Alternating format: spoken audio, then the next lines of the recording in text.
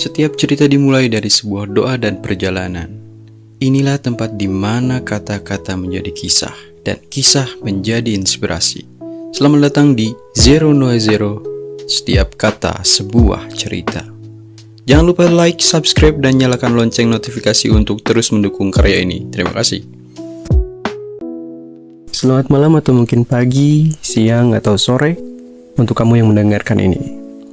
Aku gak tahu kapan kamu memutuskan untuk mendengar cerita ini, tapi terima kasih karena sudah meluangkan waktu untuk berhenti di sini.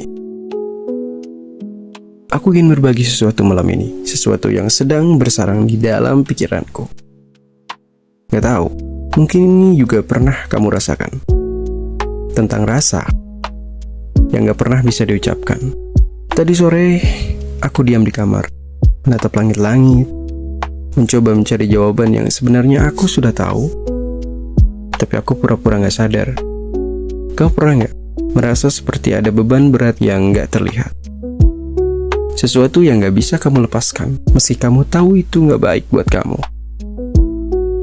Aku ingat seseorang yang dulu diam-diam aku perhatikan, yang membuat hari-hariku penuh pertanyaan, apakah aku cukup baik untuknya? Apakah aku bisa membuatnya bahagia? Tapi waktu berjalan dan kenyataan gak seperti cerita film. Dia pergi. Hidupnya berubah dan aku tetap di sini stagnan, terjebak dalam lingkaran pikiran tentang dia yang bahkan gak tahu apa yang aku rasa. Tapi tadi aku dapat kabar, dia bercerai. Dia sudah tidak bersama lagi dengan seseorang yang dulu. Mungkin lebih berani mengambil langkah untuk mendekatinya dibanding aku. Anehnya, aku gak tahu bagaimana harus merasa. Haruskah aku senang karena sekarang ada kesempatan? Atau apakah aku harus mundur lagi? Karena aku tahu hidupnya sekarang jauh lebih rumit dari apa yang aku bisa tanggung. 3 anak, 3 kehidupan kecil yang bergantung padanya. Kalau aku mendekat, apa aku cukup kuat untuk menjadi bagian dari cerita itu? Aku bahkan gak yakin dengan diriku sendiri. Pekerjaanku gak stabil, keuanganku jangan ditanya. Tapi di satu sisi hati ini gak bisa diam.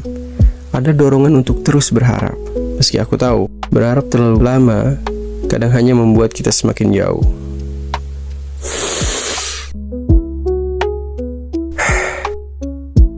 Kamu pernah gak di posisi seperti ini? Di persimpangan jalan antara logika dan perasaan. Kalau kamu pernah, aku ingin tahu apa yang kamu lakukan. Apakah kamu memilih untuk maju, meski tahu resikonya besar? Atau mundur, meski hatimu hancur? Aku tahu, gak ada yang bisa benar-benar menjawab pertanyaan ini untukku, bahkan kamu.